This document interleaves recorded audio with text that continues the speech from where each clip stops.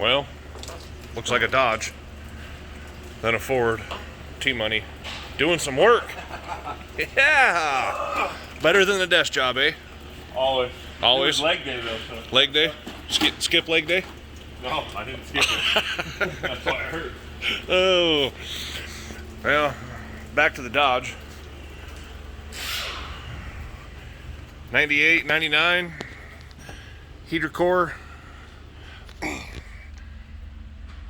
Sits behind that whole freaking dash.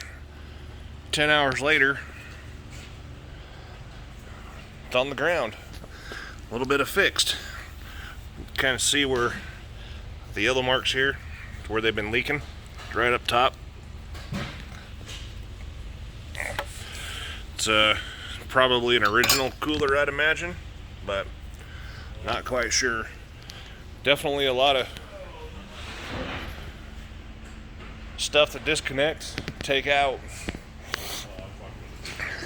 Give you a good idea.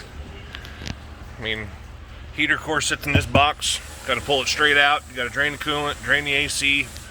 Yeah. Looks like a cluster. That's all I got to say. But post this up, see what you think.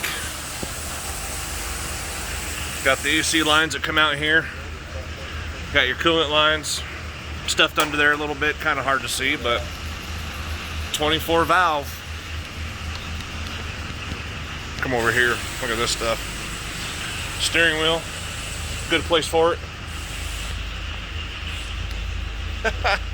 If you want to know how a heater core comes out, that's how it's done. Give us a follow, strokerdiesel.com, or shoot us an email at strokerdiesel801 @gmail.com.